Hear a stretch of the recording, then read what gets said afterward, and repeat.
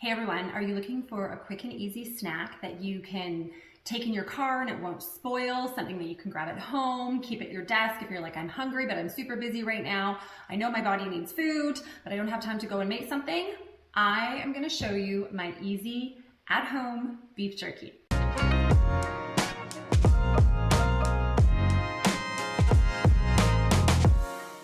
Okay guys, so here's what we need to make our beef jerky, which might surprise you, but it's actually ground beef. So grab 3 pounds of grass-fed ground beef. Now 3 pounds of the beef will fill 2 of these pans. So if you want just 1 pan, then you would go 1.5 pounds. So you've got your grass-fed beef. You're also going to need some salt, pepper if you like pepper, some olive oil, herbs.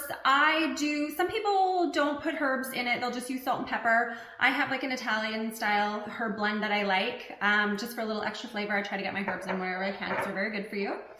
And then naked and saucy soy sauce substitute, a pizza cutter, and some measuring spoons. And that is it. It's pretty simple. So what we're gonna do is we are going to start by oiling our pans. So I'll move this out of the way here.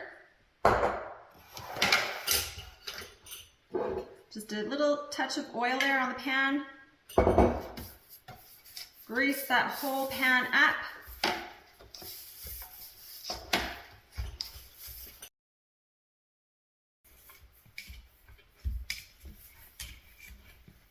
Okay, set those aside. And let's grab our beef again. Okay, now that those pans are oiled, we've got our grass-fed beef, and what I'm gonna do is I'm going to add a tablespoon of my preferred herbs. I'm gonna throw that in there. And then I'm also gonna do a tablespoon of Himalayan pink sea salt. So we're gonna put a tablespoon of that in there. And this is where you could add the pepper, or you can add the pepper at the end too, which I'll show you. So that's pretty much this part, and all you're gonna do is ground those herbs and that salt into the beef.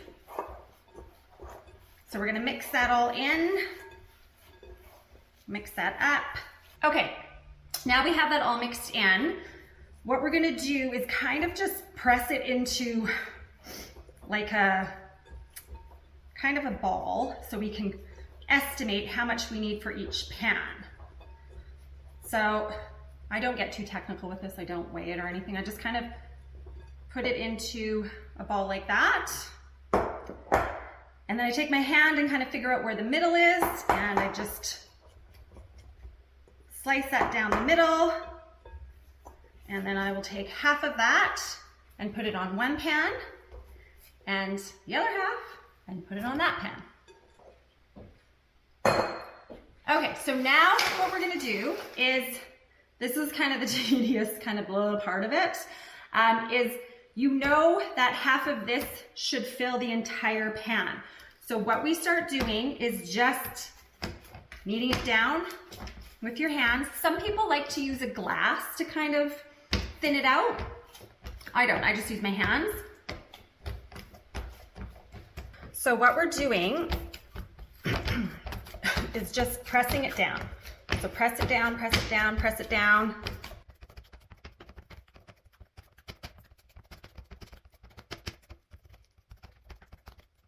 And we're gonna do this until it has reached every corner of this pan. Okay, now what you should end up is 2 pans that look like this. You want it to be pretty much the same thickness. So if you have to kind of get in there and smooth it around, you just want to make sure that everything is the same thickness in the pan. Next, what we're going to do is we are going to then add crack a little bit more salt. Himalayan pink sea salt, because you want to get all of your minerals, and that comes from the pink Himalayan sea salt. Next, what you're gonna do is take your cocoa amines. Again, you can use soy sauce. I'm gluten-free, so I don't use soy sauce, I use cocoa amines, and just put a little bit over it like this. And then just kind of rub everything in. Just rub it into the meat with the salt. Rub it in there. And then next, what you're gonna do is you're just gonna take your pizza cutter and you're just gonna cut it.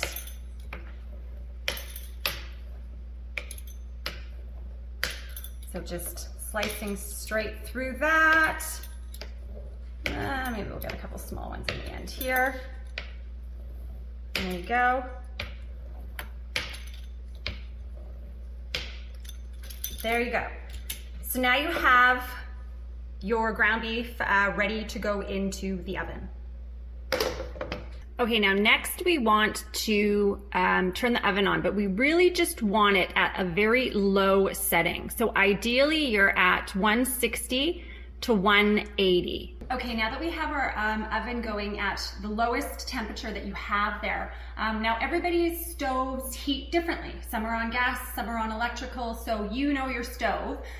The jerky goes in anywhere from 7 to 12 hours, depending on your stove. It's a very slow process cooking this. And you want to make sure turning up the stove is not, it's going to spoil and you're going to create something that you can't eat or will make you sick. So it is a very slow process. With my stove, I'm usually at about 8 to 8.5 hours. So I know at the 4-hour mark, I need to flip the jerky. So if you've never made it before, obviously you're like, I don't know, Tina, I don't know how long it's going to take. Let's just go with the 4-hour mark and then we'll check it. So we're gonna put our jerky in the stove right now, set a timer for 4 hours, and we'll check it in 4 hours to see where we're at. Ideally, you wanna get this on in the morning because it does take a long time to get your jerky to where you want it to be. So yeah, better to start this in the morning. Okay, let's see where we're at in 4 hours. Okay, so here we have the beef jerky has been in for 4 hours, and you can see on this side it still needs to be cooked. So what we're going to do is we are going to flip it over and we're going to cook, so we're going to cook it for another 4 hours. So this was on the top. I'm now going to put this on the bottom in the oven. I'm going to put this one on the top and I'm going to cook it for another 4 hours. So here we go. We are 8 hours later and the jerky is done. So I just pulled this out of the oven. You can see here that there's no pink. You don't want to obviously be able to see any pink. And then when you break it open, you should see that it's totally cooked through as well. So yes, we'll just let this sit and cool for a little bit, and then we'll break it up. I'll end up putting some of this in the freezer, and then I'll leave some of it on the counter for me to eat throughout the week. As mentioned, on the counter, it's good for 3 weeks, and in the freezer for 6 months. And here's what your jerky will look like after it is cooled. You can see this right here is just a little bit of the olive oil, so it's just a little bit of fat. I leave mine on there. You can wipe it off if you don't like it. But yeah, there you go. So there you go, you guys. You've got your yummy beef jerky that you can take with you on the go. It's good for about 3 weeks on your countertop and about 6 months in your freezer. So yes, if you've made too much and there's not enough people in the household to eat it, go ahead and freeze it for 6 months. Hope you guys enjoyed that, and don't forget to hit the subscribe button below so you don't miss out on any of my latest videos. All right, have a good one. Bye-bye.